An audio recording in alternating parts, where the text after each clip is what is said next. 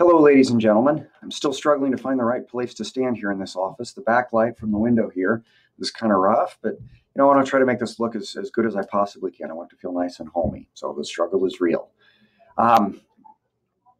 Today is the first day of our fifth 6-week grading period, which means we are, at least on paper, 2/3 of the way through the school year, which is absolutely mind-boggling. We only have, at this point, 12 weeks left. On a similar topic, as you know, we've had a few snow days lately, and what that means is the last day of school keeps sliding around. As of right now, it is May 22nd, which is the Tuesday after graduation.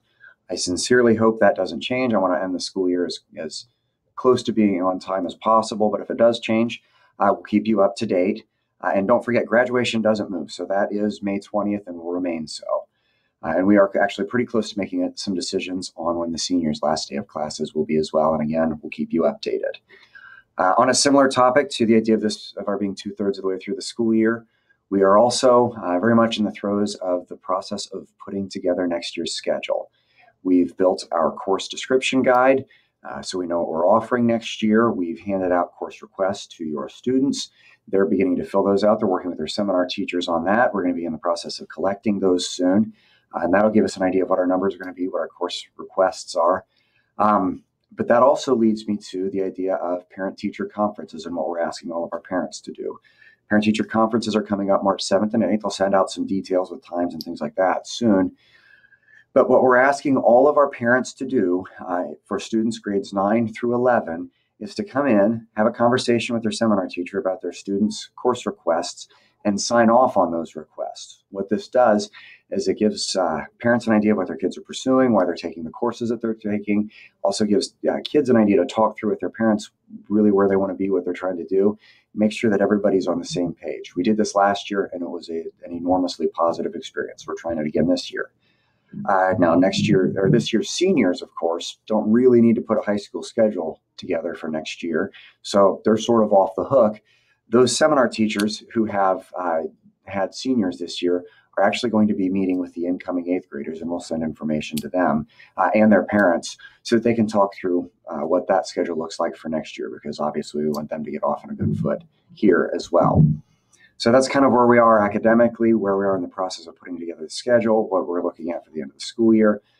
There is one thing that I wanted to address that's a little more personal, a little more emotionally intense. You all are aware of the shooting that took place in Florida last week.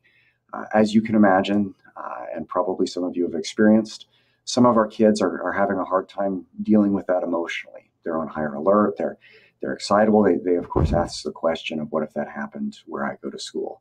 And that's something that educators have to ask themselves too. And it's something that's enormously frightening. That's something that I ask myself about my daughter and my boys. They're both at Truman, and I'm sure you've asked yourself about your own kids. What I can tell you is that we are working very hard to do everything we possibly can to keep our kids as safe as possible. We do lots of reactive stuff like drills and making sure that we have safety plans in place and ways to adapt to crises should they arrive. But we're also working really hard to do some proactive things, to build some connections with kids, find ways to make sure that everybody in this school is connected to somebody else, because kids who are connected are a lot less likely to make decisions like this. We want everybody to feel like they belong here, and that's what we're working at. With all of that being said, if your student is struggling, if there's something they're having a hard time with, please encourage them to reach out to us. We will keep an eye out for them, but sometimes it's hard to tell what's going through a kid's head. Our counselors have open doors. We are here to help, and we'll do anything we possibly can. We want to create as just as supportive of an environment as we can moving forward. And if there's anything that we can do to help that you know of or something that we're unaware of, please reach out. You very well may know some things about your student or somebody else's student that we aren't aware of just yet. So please reach out. We really are all in this together. We are a family.